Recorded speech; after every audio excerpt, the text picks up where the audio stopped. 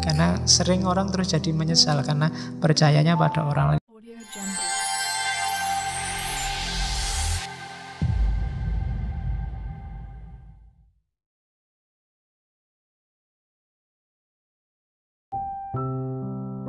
Nah, ini sekarang terakhir ngasih tips mungkin untuk kita untuk menemukan hikmah.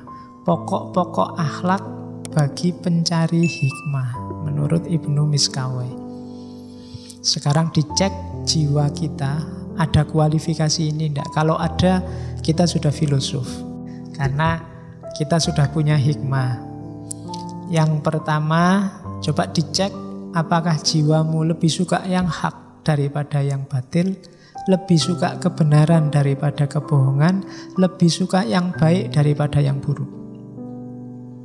Kalau masih belum ya enggak. Karena ada orang itu kebohongan enggak apa-apa asal menguntungkan kelompokku. Hoak enggak apa-apa asal menguntungkan kelompokku. Itu berarti sebenarnya jiwa kita masih belum cenderung pada kebenaran. Yang kita pentingkan kepentingan kita atau kepentingan kelompok kita.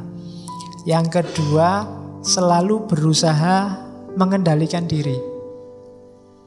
Ya nanti saya titip kalau muhasabah coba dicek ya. Dalam sehari kira-kira berapa jam kamu sadar bahwa kamu itu manusia, hamba Allah, punya tugas, punya. Sadari aja keberadaanmu kira-kira berapa jam. Karena hidup kita ini terjebak oleh rutinitas-rutinitas. Jadi kita lebih sering kayak mesin jalan aja begitu saja. Hari Senin kuliah jam pertama, jiwamu sendiri sering tidak hadir. Jangankan waktu wong sholat aja kadang juga jiwamu tidak hadir. Itu berarti apa? Kesadaran dirimu tidak muncul, apalagi pengendalian diri. Kalau kamu sadar tentang dirimu, itu baru kamu bisa mengendalikan dirimu. Yang nomor dua, kita berusaha mengendalikan diri. Syarat pertama berarti ya sadari diri dulu. Sering-sering kalau lagi ngapa-ngapain coba dicek.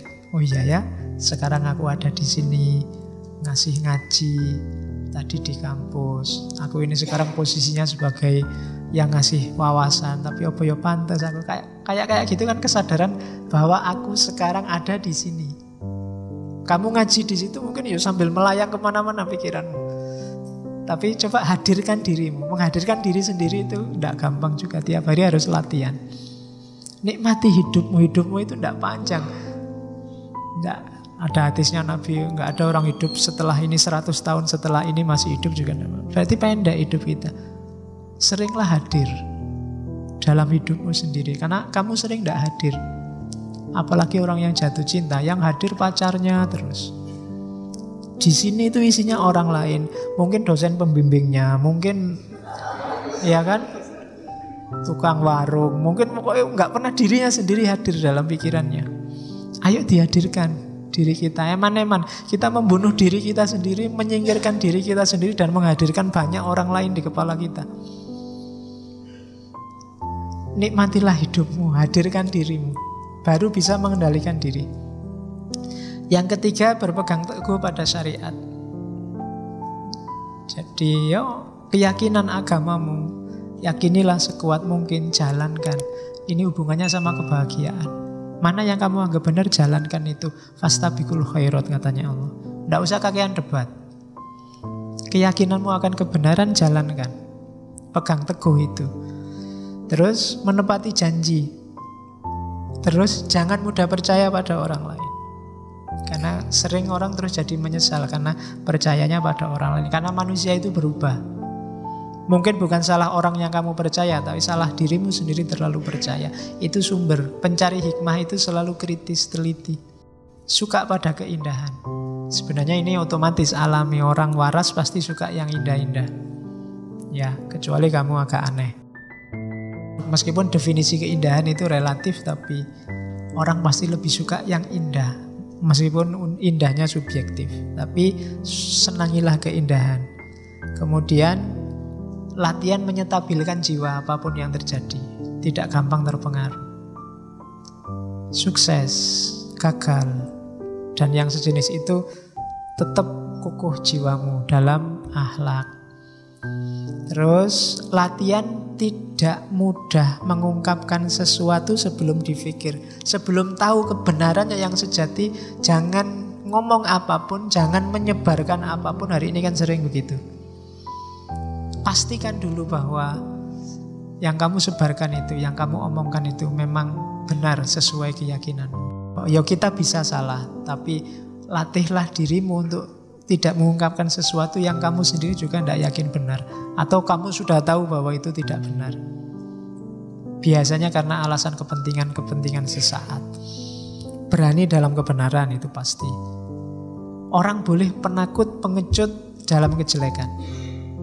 Takut Pak saya bohong itu bagus. Saya pengecut Pak kalau disuruh pacaran itu Pak misalnya, tidak apa-apa. Tapi kalau dalam kebenaran harus berani. Terus mengisi sisa umur untuk hal-hal yang penting. Yes, kamu introspeksilah dalam 24 jam hidupmu, kira-kira berapa jam yang serius dan penting, berapa jam yang iseng, berapa jam yang Anda ada gunanya sama sekali. Bisa dimulai dari hal paling kecil, HP-mu coba. Postinganmu hari ini atau yang dikirim temanmu hari ini coba dibaca. Berapa hal yang gawat darurat, berapa hal yang penting luar biasa, berapa hal yang kamu tidak baca juga tidak masalah, berapa hal yang mending dia tidak usah ngirim daripada kamu nambah sumpek. Loh, itu klasifikasi latihan biar hidupmu lebih bernilai. Karena semakin orang melakukan hal yang tidak penting, semakin hidupnya tidak bernilai. Oke, terus melaksanakan yang seharusnya tanpa ketakutan mati, takut miskin, takut masa depan, dan seterusnya. Tidak usah menanggapi kata-kata orang jahat dan dengki. Waktumu habis.